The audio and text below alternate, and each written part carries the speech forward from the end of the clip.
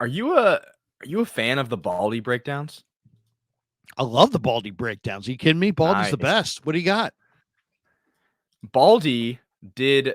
I mean, he does this every week, so it's not really a surprise. But he did some breakdowns on Purdy, and it is the one thing you can say is it is refreshing to see. Break Purdy was so great. Let me just say it this way: Purdy was so great. It is not refreshing, but it is interesting to see the breakdowns when they're not so great. So this is Brian Baldinger on Purdy's first intercept. There's a couple of these, and we'll just react to them as we go. All right. Here's the first one. This is Brock Purdy's first interception. And when McCaffrey goes out, watch, all they do, they just kick everything over a little bit. But those safeties aren't moving. Now, in this route combination right here, all right, you get like a smash concept right there. But here comes Debo in the middle. But there's Kyle Hamilton right there. There's nothing threatening his zone. All right, he's just sitting right on the goal line, 10 toes on the goal line. All right, nothing's going past him.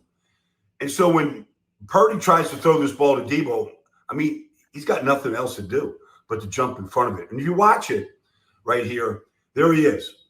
Zone coverage, nothing threatening him right here. But eyes on the quarterback all the way. So when Purdy sees Debo breaking, he thinks he's got it right there. Except he's not accounting for the fact that the safety, Kyle Hamilton, is just looking for work. This matchup zone, it doesn't get fooled by pre-snap motion and shifting and formations. They match up with you. It's a problem for the 49ers. So that was Baldinger on that first interception. I'll let you break it down or comment on however you want to comment on it. But the first thing that I noticed from that was right here when Purdy, if you can still see it, where Purdy throws it. It looks to me I'm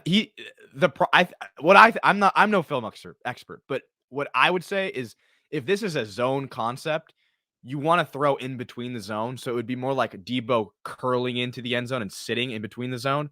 But it looks more like he throws it like it's a man concept where he's catching it on the run, which then allows, I'll just mute it. But then it then allows Kyle Hamilton, because instead of sitting right there, he throws it into his arms, this is Monday morning quarterbacking going on, and I may be completely wrong, but that was the first thing I saw. What about you? Well, I just think he was too aggressive right there. I mean, you're having success. That's really risky. He obviously didn't account for Hamilton. Hamilton, it was interesting the way Hamilton was positioned on that. If you go back to it, you'll see the angle where he's dead reading the quarterback from the opening snap. He's not looking at the receivers. They're covered. He's just there. He's just there in an athletic position in the zone trying to guess what window Purdy's going to throw it to, has a pretty good idea where it is, and he's just lurking for it, reading the quarterback. And then Purdy leads Debo maybe a little bit too far.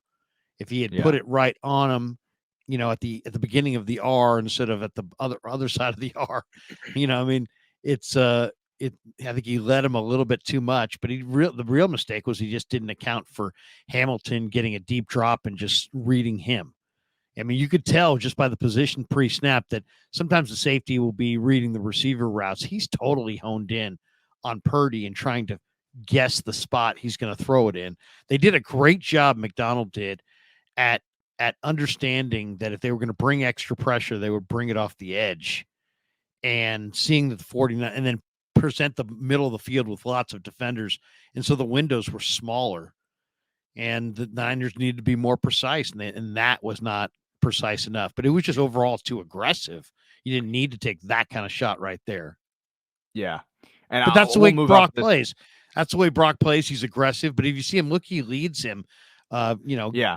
I was going to say, look at Debo's legs. He's almost moving.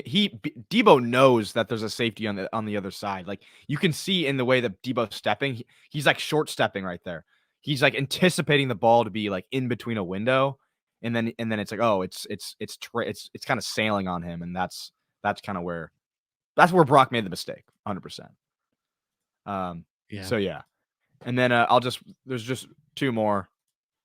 and we'll go through them quick so people don't get bored. But I mean, I love a good Baldy breakdown. So Baldy's incredible. no, I know he really is. Here's Baldy's Baldy amazing. on this.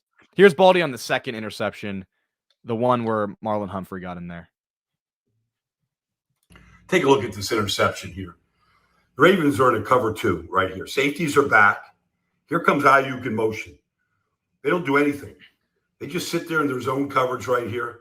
But they're going to blitz both corners, both Brandon Stevens and Marlon Humphrey. 21 and 44 are both coming. Now on the play, it's a good play. It's a good blitz, especially if they hand it off to McCaffrey right here. You're going to get somebody that's just going to force McCaffrey inside. But if you throw it like they do here, and they see Debo just expanding because that's a hot read against that look, the safety's got to come down and cover him. But Stevens gets his hands up in the air. And Humphrey was blitzing from the other side, so he gets a batted ball interception right there. And they stop that drive. They just do things different than every other team in the league. They give up yards. They don't give up a lot of points. So that was Baldy on that. Obviously, just a great play from Humphrey right there on the edge. Or it was edge rusher and then Humphrey blitzing in, yeah. Sorry. No, I was going to say the guy who made the play there was Brandon Stevens. Yeah. And Brandon Stevens corner bats it into the air. It was a phenomenal play. And then Humphrey's just Johnny on the spot and he catches it. But, once again, I mean, this was the Ray McDonald's plan is to force edge pressure. And in this situation, the edge pressure, interrupted the pass rush. And then Stevens made a great timing play on it. And that's where it was the fortune, the good fortune or poor fortune if you're the 49ers. He batted it right to Humphrey. If he bats it any other direction, it's just an incompletion and you're on to the next play. So these pivotal plays happened in this game. I mean, it's just, bad play for sure. Bad decision. But really in this one, this was just a very well-timed athletic play by the defender. You got to get around that guy somehow. If you can't make that throw, then you got to move over to the side and try to make it from the side. But the timing of it, you got to release it when you do. And great play by Stevens. It really was. And then here's the last one. The second interception of Kyle Hamilton. Let's keep our eyes on Kyle Hamilton, number 14, on this play. All right. Middle of the second quarter. These two right here, Roquan Smith and Patrick Queen, are just drawing blocks. They're going to bail. And then Kyle Hamilton's going to come free right through the B gap. And McCaffrey does exactly what he's supposed to do. He's there in blitz pickup. It's unfortunate that Banks hit him also. So it's an illegal block. But Banks is sitting on top of Kyle Hamilton. He's buried. Now, Purdy's trying to find somebody open. And when he comes back, he's trying to get the ball to Kittle late across the middle, and Marlon Humphrey pops it up, and there's Hamilton, who got up off the ground after Banks was on him for the interception. But here's this matchup zone, and this is why it's so difficult right here. This is nothing more than a disguised cover 3. Watch how they rotate because here comes Hamilton on a blitz. So let's go. It's cover 3, that's all it is, but it's a matchup zone. So you're 3 deep right now.